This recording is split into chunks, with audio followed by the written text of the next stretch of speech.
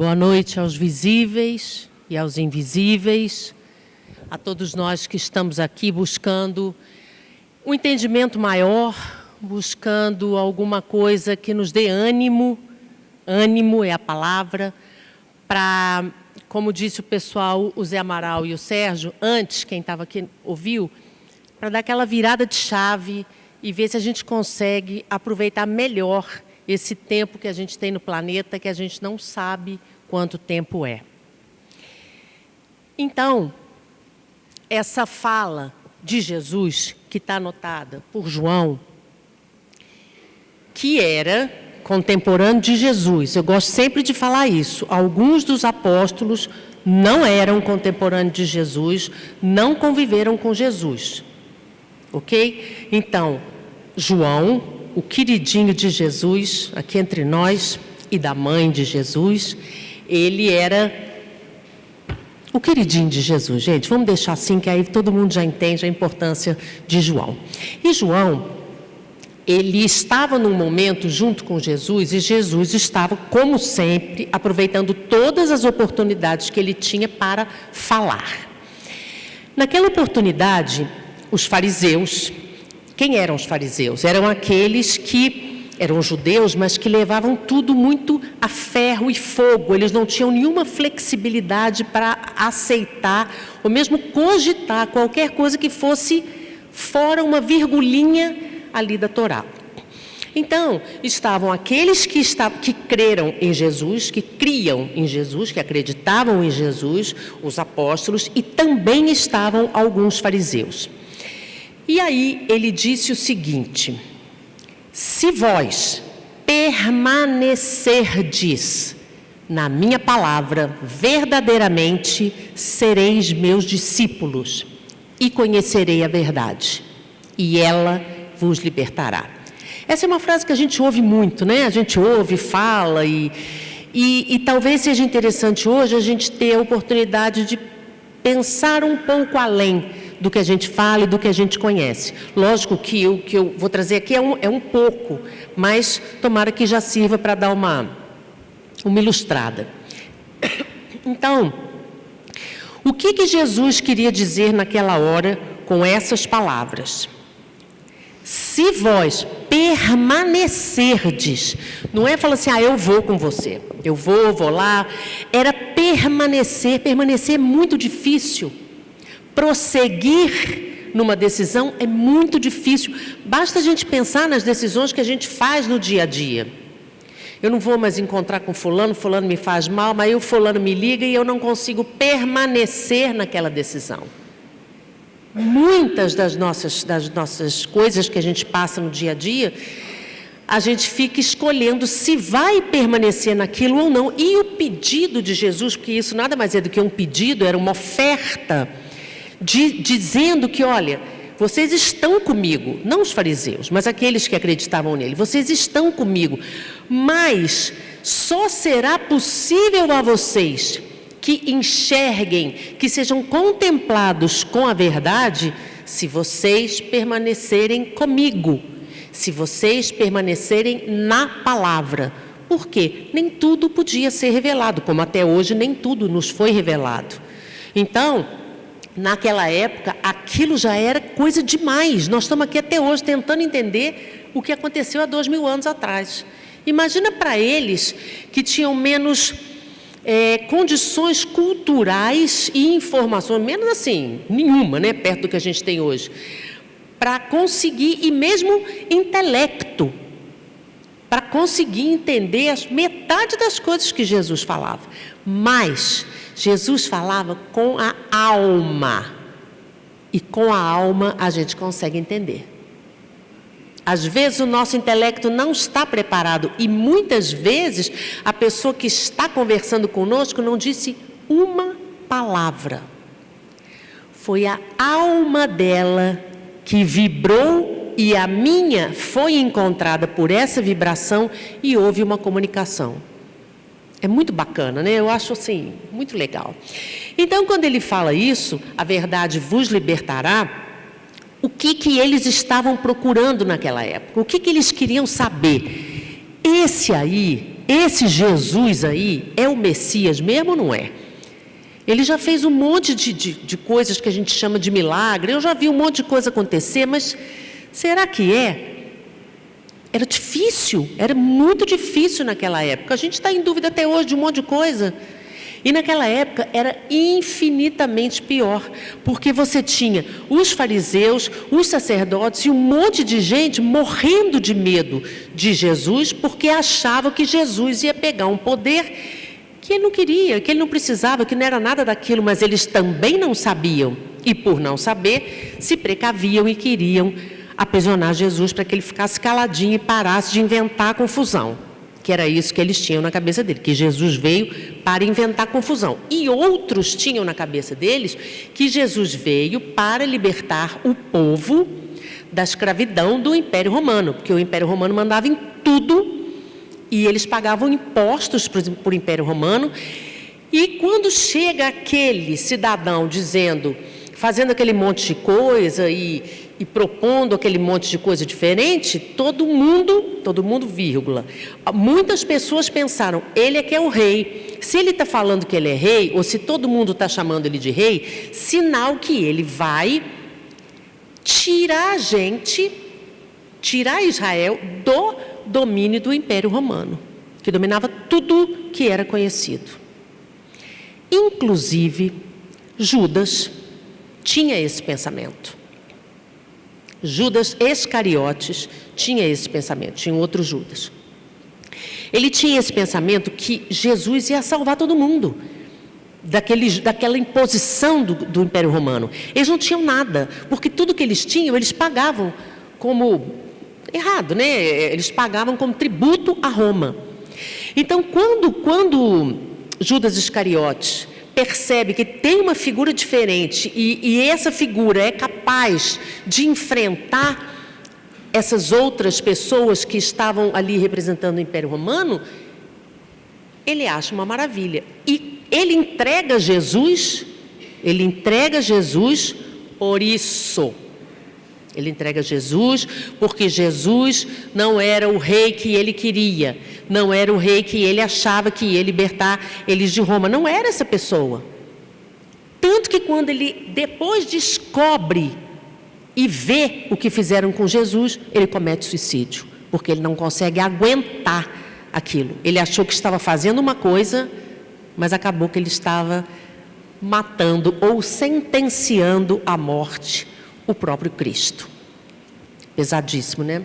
Mas eu vou contar para vocês que quem buscou, segundo relatos das obras espíritas, quem foi lá resgatar Judas do Vale dos Suicidas, Maria Santíssima, Mãe de Jesus. É demais, né, gente? Eu acho assim, até arrepio, como diz o povo. Bom, então vamos lá. Quando Jesus fala, conhece a verdade e ela vos libertará, as pessoas perguntaram o seguinte, libertar de quê? Se a gente não está preso. A gente não está preso, a gente está andando na rua. E essa verdade é o quê? Vai libertar a gente de quê? E Jesus fala o seguinte, ele diz, eu sou o caminho, a verdade e a vida. Ninguém vai ao Pai senão por mim. Quando ele diz isso, ele não está dizendo assim, eu sou bacana, então vocês têm que me obedecer. Não. Ele diz, eu sou o caminho, eu sou a verdade, sou eu que trago para todos nós a forma e a fórmula de se libertar, de estar livre do quê? De tudo de péssimo que eu tenho dentro de mim. Toda vez que eu erro, eu estou preso naquele erro. Nenhum de nós é livre, nenhum de nós, visíveis nem invisíveis, é livre. Todos nós temos culpas, medos, coisas que a gente falou que não queria ter falado, todo mundo é assim. Isso nos aprisiona. Uma das formas de a gente sentir essa prisão é a culpa. Uma das formas é a culpa. Lógico que nós estamos falando numa condição de nós já estarmos compreendendo e estarmos entendendo um pouco dessa verdade. né? Nós estamos falando nesse cenário, porque aqueles de nós que ignora totalmente, ainda vai levar um tempinho, assim como a gente ignorava também. Há um tempo atrás a gente ignorava isso tudo. A gente estava aí errando para lá e para cá e dizendo, não dá nada não, né? Eu tinha um amigo, porque há muito tempo eu não vejo ele, e um dia eu fui fazer a campanha do quilo e bati na casa dele, eu não sabia que ele estava morando ali naquele lugar. Ele era muito engraçado. Aí ele falou assim, você aqui pecou e agora veio fazer campanha do quilo? Eu falei, menino, mas o que tem? Todo mundo aqui pecou. Uns mais, outros muito, outros menos. Então, o passado, conforme o próprio Sérgio José Amaral falaram aqui, o passado não tem conserto, gente. Não tem conserto. E fim. Então, eu posso não mexer no meu passado, mas eu posso fazer um novo começo. A cada minuto, a cada hora, a cada segundo que esse relógio passa, eu tenho uma outra chance, enquanto eu estou respirando e dono, mais ou menos, das minhas ideias, eu consigo fazer uma coisa diferente. E preparem-se para, assim que a gente começa a agir diferente, assim como esse caso do pecou, e agora vem fazer campanha do quilo, as pessoas todas começam a reclamar e dizer, nossa, você está diferente, agora está indo no centro, está achando que é santa, está indo na igreja, está achando que é missionária, está indo no templo, está achando que... É assim mesmo. Porque as pessoas se acostumaram com a gente como a gente era. Então, para elas é difícil também lidar com aquela pessoa que não quer mais usar droga, que não quer mais falar mentira, que não quer mais fazer coisas que não deveria fazer. Eles ficaram sós, eles ficaram sem a gente. É difícil para eles também. Então, quando a gente tem essa ideia de que a verdade... Gente, uma coisa que eu vou falar para vocês, a verdade não tem concorrência. Vamos supor que eu vim aqui e quebrei esse copo. Vou aproveitar e tomar água. Aí todo mundo pergunta, quem quebrou o copo? Quem quebrou o copo? Você viu que eu quebrei o copo. E eu não falo nada, fico quieto, não sei, imagina, quebraram um copo e tal. Estou dando um exemplo bem simples, nós vamos pensar em outras coisas, cada um pensa aí nas suas coisas. E eu não falo nada, mas eu sei que eu quebrei o copo. Eu tenho duas opções. Ou não tem importância, tem muito copo aqui, não tem problema. Ou eu falo, poxa, eu devia ter falado, podia ter falado. Eu fiz uma coisa errada, eu podia ter falado, mas a gente não tem humildade para isso. Quando a gente fala mal com uma pessoa ou faz uma coisa errada, a gente não tem humildade, a gente tem que dobrar o orgulho, botar para trás e então pedir desculpa e falar, olha, aquele dia eu fui péssima com você.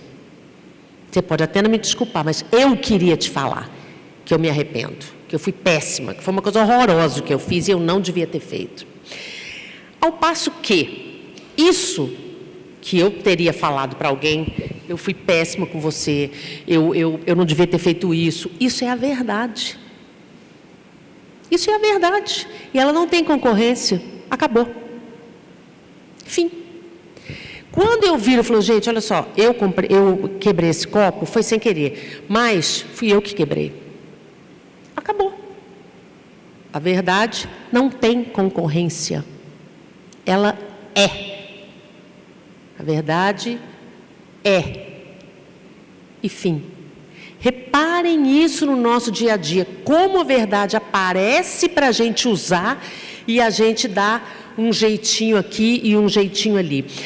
Existe uma ideia nossa, baseada nas nossas próprias condições morais, que nos fala o seguinte: muitas vezes a gente pensa, tem certeza absoluta que está com a verdade.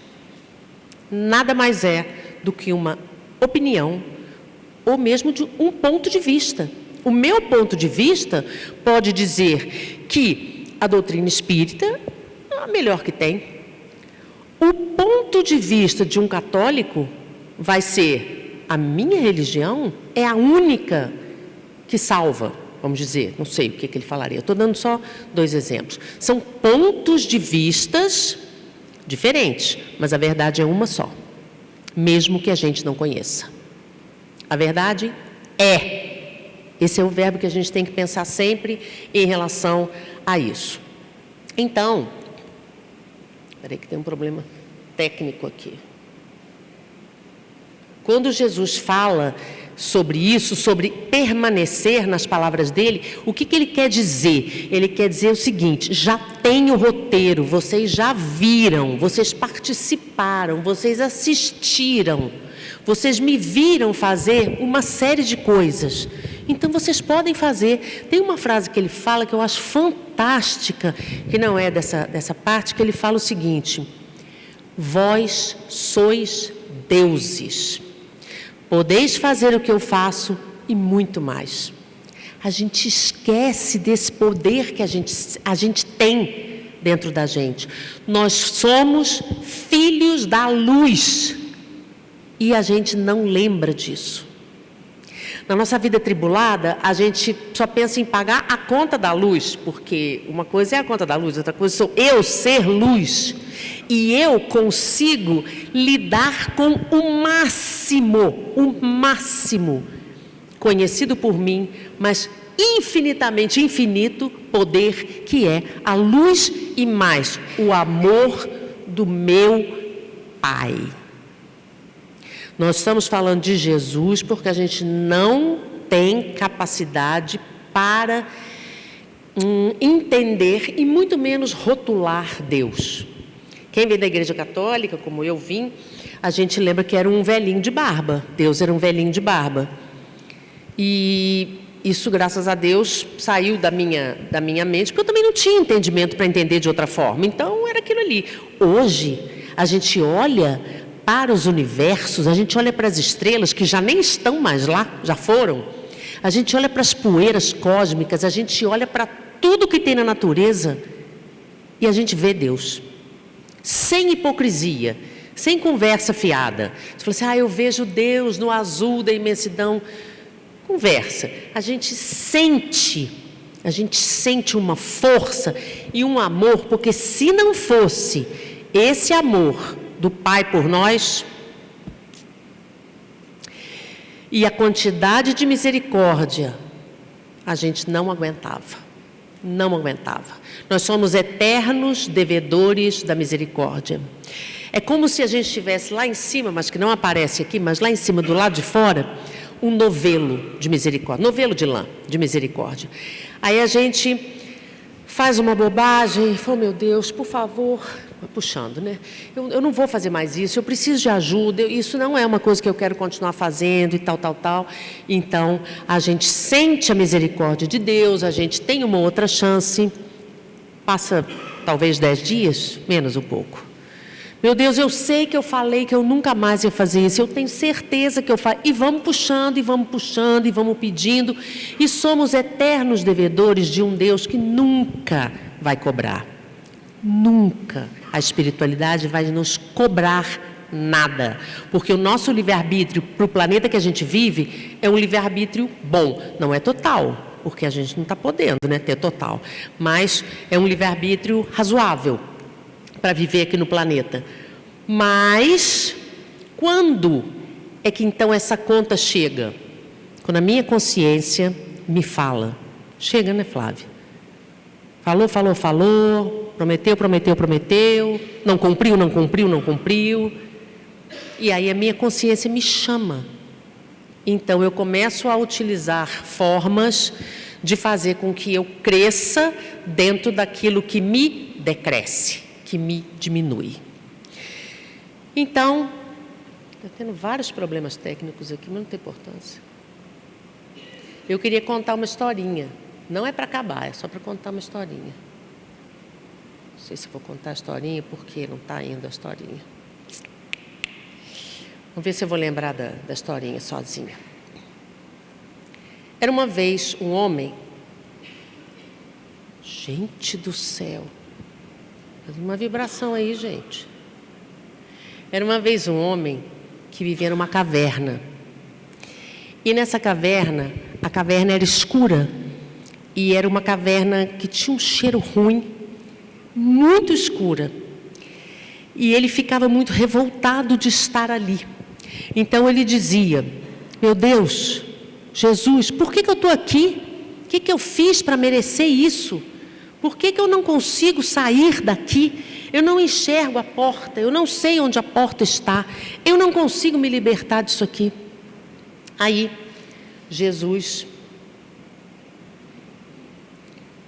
ouvindo a prece daquele homem, fala para ele assim: eu vou mandar para você a primeira mensageira. E manda a fé. E o que a fé faz? Quando ele sente a fé, ele se sente acolhido, ele se sente com ânimo, ele se sente em condições de continuar. Ele vai tentar achar essa saída, ele vai tentar achar essa porta, mas passam os dias e a fé não é mais suficiente. Ele começa as lamúrias novamente, ele começa a reclamar novamente, ele começa a chorar novamente, ele começa a ter ímpetos de vingança novamente, muita revolta, e roga, quando ele já cansou desse tipo de atitude, ele roga então mais uma vez a Jesus: me tira daqui, me mostra por que eu estou aqui. E Jesus diz então para ele: eu vou te mandar a segunda mensageira. E manda para ele a esperança. Quando Jesus manda a esperança, ele fica muito feliz, porque ele sente uma possibilidade de achar a porta e sair dali. Passam-se uns dias, ele imbuído da esperança, sentindo aquela coisa boa, aquele sentimento bom, mas não soluciona o caso dele. Nem a fé solucionou, nem a esperança solucionou. Serviram de acolhimento, serviram de condições dele suportar aquilo ali, mas não solucionou. Então Jesus fala para ele assim: eu vou mandar a terceira mensageira. E Jesus manda então a caridade, a fé, a esperança e a caridade. Paulo de Tarso. Jesus manda então a caridade. Quando Jesus manda a caridade, ele fica maravilhado. Ele fala: ela disse que eu precisava. Então, ele fica maravilhado com aquelas sensações todas, mas não achou a porta. Não viu a porta. E aí ele começa a ficar o quê? Dispersivo de novo, com raiva, sem saber o que ele está fazendo, por que ele está ali, o que está acontecendo. E Jesus então diz para ele: ok, então eu vou te mandar a quarta e última mensageira. E Jesus manda a verdade. Quando Jesus manda a verdade, um clarão se faz, que a verdade é isso, é o clarão, é a luz. Um clarão se faz e ele então consegue enxergar a porta e olha para aquela caverna horrorosa que ele estava, imunda, um cheiro ruim, e fica horrorizado. Mas ele fica mais horrorizado quando ele olha para si mesmo e vê em si feridas, machucados, dores, hematomas. Claro que esses hematomas, essas dores, não eram físicas, mas estavam ali visíveis, porque a verdade chegou e mostrou. O que esse homem faz? Ao invés dele aproveitar a verdade, dele aproveitar que ele viu, entendeu que tudo o que ele estava vivendo era consequência do que ele estava pensando e do que ele tinha vivido, ao invés dele usar isso, falar: nossa, então a verdade me mostrou mesmo, agora eu vou ter que mudar o jeito aqui porque não está bom. E entender que a caverna, a escuridão, muitas vezes são situações que nós temos que passar, vamos passar. Nada é no sorteio, nada é por acaso. Tudo tem um motivo mas nós não temos condição de entender as causas. A gente vive algumas consequências, mas aí a gente pensa, isso não é justo, porque se eu não lembro, graças a Deus, gente, a gente não tem ideia. É só a gente pensar no que a gente faz hoje em dia, no que a gente pensa hoje em dia, que é melhor esquecer o que a gente pode ter feito. Porque de anjo, ninguém tem nem o semblante aqui. E esse homem, então, ao invés de aproveitar aquilo que ele estava vendo, aquela oportunidade que ele viu, que ele não era essas coisas todas e que ele estava ali por algum motivo, que ele, mesmo que ele não pudesse entender o motivo, ele estava ali. Então, ele podia, como se diz, aproveitar aquela oportunidade, como muitas vezes nós não aproveitamos. Vocês sabem o que o homem fez?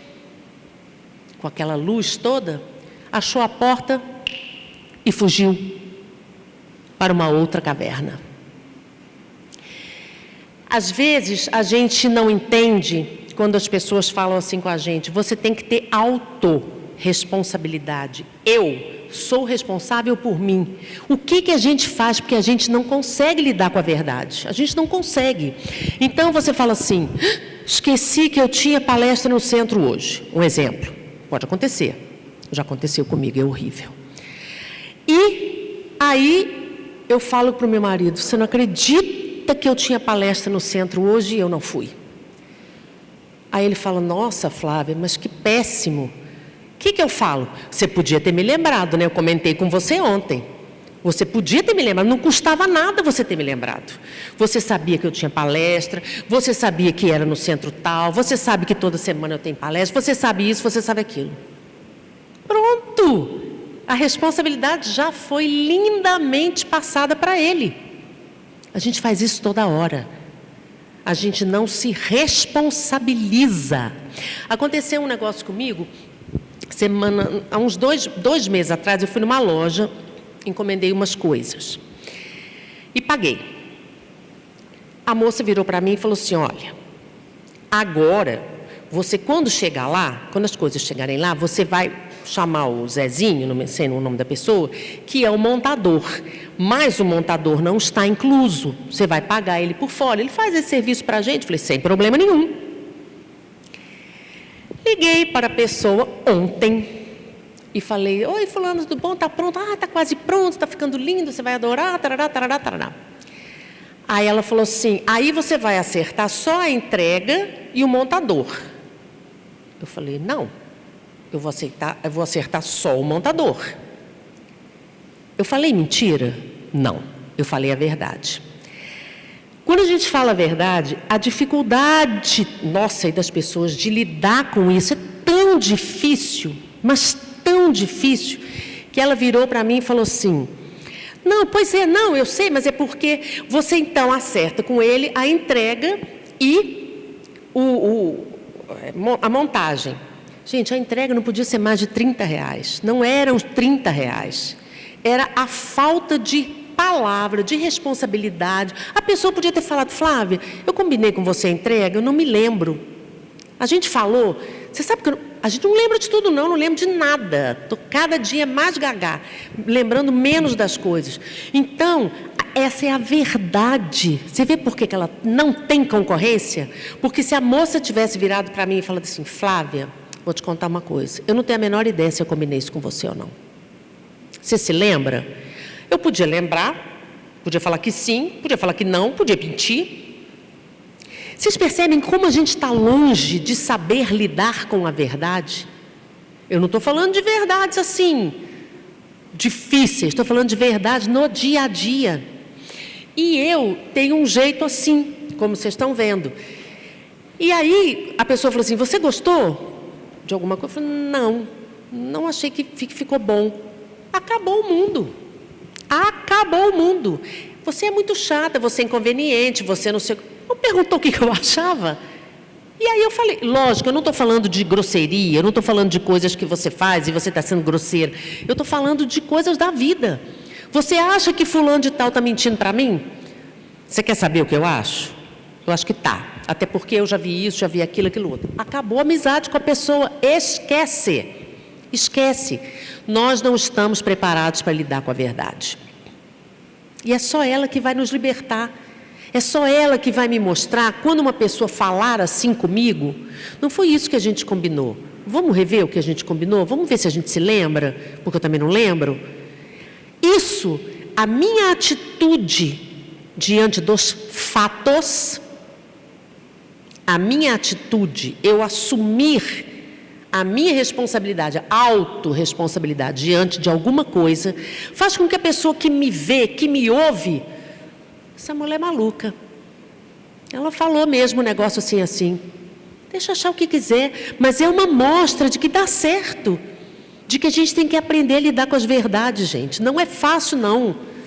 Não é fácil, mas quando eu estou aceitando a verdade, eu estou aceitando que eu tenho defeitos e que eu tenho que mudar.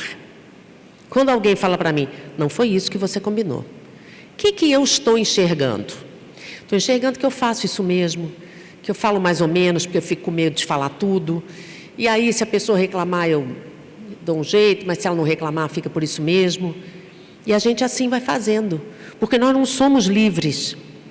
Nós somos presos, principalmente numa sociedade onde o digital e o mau uso, não é o uso, das redes sociais faz a gente criar um personagem e ir para lá toda linda. Tem gente que você não reconhece, porque o filtro é tanto, e a pessoa fala assim, oi, eu sou a Maria. Eu falo, não é não. Essa aqui? Não é não. Não pode. Então a gente se perdeu nas verdades, na falta de verdade, na falta de compromisso, e dessa forma não tem jeito para a gente. Não tem jeito. A gente só vai conseguir tentar, atenção para a palavra, tentar seguir o Evangelho de Jesus, se eu me reconhecer como uma pessoa cheia de erros e começar a fazer a minha reforma íntima. Então, eu preciso do meu autoconhecimento e ficar atento para as pessoas que me falam a verdade, que normalmente são os meus inimigos, ou aqueles que não gostam de mim, porque são eles que vão me dar a dica. Está fazendo isso de novo, né? Bonita.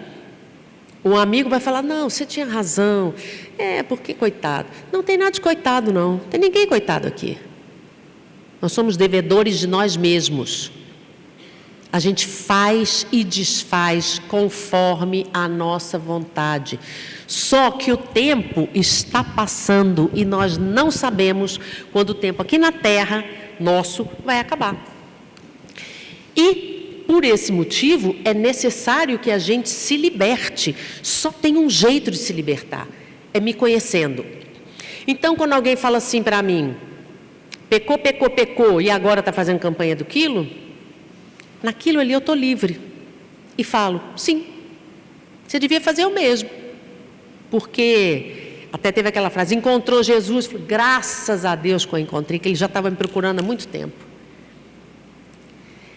Isso é a verdade. Então tem concorrência. O que a criatura falou? Se eu falasse, não foi isso que aconteceu, não é assim, porque, não, naquilo, não sei. Não tem nada disso não, gente. É ali, preto no branco.